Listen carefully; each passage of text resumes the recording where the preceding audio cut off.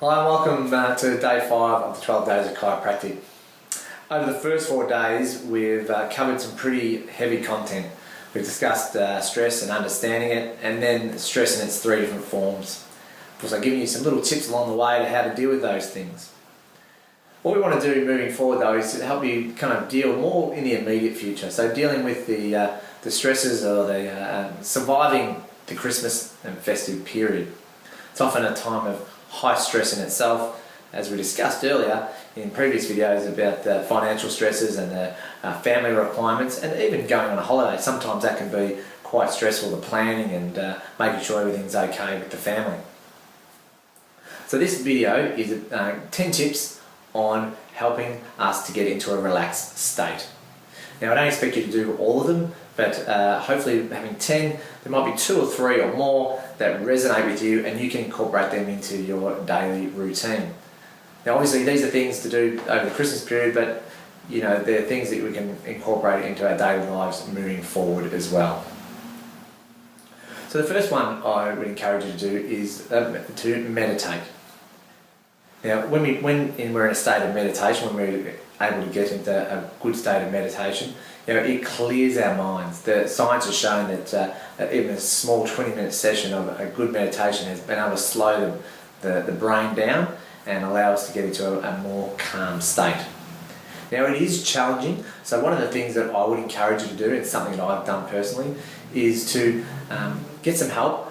And the way I did that was through an app called Headspace. So if you've got access to a smartphone, then you'll have this option. So go to the App Store and type in Headspace and download the app. It's free, and there are 10-minute meditation sequences that you get talked through, and they go over 10 days. There are things you can do to upgrade at the end of that, but it'll give you a really good place to start. And I found through my exam period and through my study times that I often did this, and it gave me a greater sense of clarity and helped me study a whole lot better. The second tip is to walk. Walk at least 10 minutes a day. If we've got 1,440 minutes in our day, you can spare 10. Now, many of us will be going away on holidays, whether that's down to the beach, up to the river, or out to the bush. Wherever you are, find a place where you enjoy walking. If you're at home and you are working, go to a parkland nearby that you find relaxing, that you find stimulating. And walk around for 10 minutes and observe what's going on around you. Don't think of it, don't get on the phone, don't listen to music. Observe what's on around you, the noises, the smells, and really take it in and be thankful for them. Number 3, going along with that, is to continue doing our gratitude exercises. So hopefully by now you're doing that each day. You're writing down the 5 things that you're grateful for today. But you may find by doing that, hopefully when you go to bed, if you're doing it at night, you start to realise that things are pretty good in my life. They're not that bad, and it gives us a greater sense of relaxation, a greater sense of calm to know that that's the case. So I encourage you to keep doing that. The 4th thing I get you to do is do something that you find really special. Whether it's going out for dinner and eating a special meal that you love, or going out for a drink, going to a movie. But do something that you really enjoy doing and savour it. Don't worry about the guilt of whether it's overindulgent, but just embrace it and enjoy doing it. And do it with someone who you love or someone special to you, so they can enjoy that moment with you. It's good to be kind to ourselves and stop beating ourselves up about what we think we should be doing or how we think we should behave, and just doing something for ourselves that makes us just feel good. The 5th one is to read something that's inspiring. Now, not all of us are great readers. I'll admit that I don't read a whole lot of books, but the books I do read are things that are inspiring me. So you'd probably be surprised to know that I like reading about health and wellness, and so I read a lot of books on those things, and I find them really inspiring and relaxing, because it's something that I love doing. It's not a hard read. So if you're into sports, or you're into business, or you're into spirituality, find a book that inspires you and go down that path. Okay, number 6 is do some yoga. If you're away, find a yoga class. If you're at home, find a yoga class.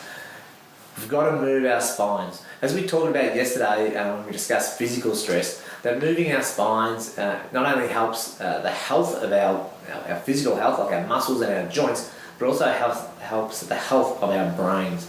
And when we thinking a little clearer and feeling better inside, it's going to help us be in a greater sense of calm, a greater sense of relaxation.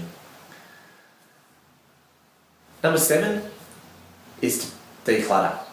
That is, clear out the space around you. So if you're at home, especially, the clothes you haven't worn for 6 months, clear them out, give them to Opportunity Shop, the Salvation Army, put them on eBay. If there's utensils, there's tools around you that haven't used for a long time, do the same thing. Just clear out the space. When you have a cluttered room, you have a cluttered mind. One of the greatest tips I ever got was to do that, and it certainly helped my headspace. Number 8 is to do a little bit of planning. So if you can plan forward the year when you want to go on holidays, what you want to do with work, what you want to do with the family, this is a great way to also declutter the mind, so you know what's going to come up and you don't have to think every day, oh, what are we going to do now, what are we going to do now? So, but that would take a long time to do a year. But one of the things that I've done in my life is to have a weekly plan where I've itemised 7 days of the week, have a 24-hour cycle down the side, and itemised every hour of the day to what I'm doing, whether that's sleep or work. And basically what I want to see is where do I have my free time to myself, where I want to do things, spend it with my family, and do my exercise, and do the reading I want to do. So plan your life. Number 9 is to take a power nap. This is especially apt now because over Christmas we tend to overindulge in certain foods, we tend to keep later hours, we maybe do a little bit more driving, and we can tend to become a little bit more fatigued. What I'm saying to you here is be kind to yourself. If you notice that you're getting tired and you need a rest, then take that rest. Take a 20-30 minute power nap and just recharge the batteries. You'll be better for it and your family will thank you for it as well. And the last one is, number 10 is get adjusted. If you're in Melbourne, make sure Vanessa's adjusting you or your chiropractor is adjusting you. Or if you're away, find a chiropractor to make sure that you're keeping up with your chiropractic care. We talked about this yesterday, that having a properly, healthily functioning spine means we've got a proper, healthy, functioning mind. So there you go, guys. There's 10 tips on helping you get into a more relaxed state over the Christmas period. And hopefully 2 or 3 of those resonate with you.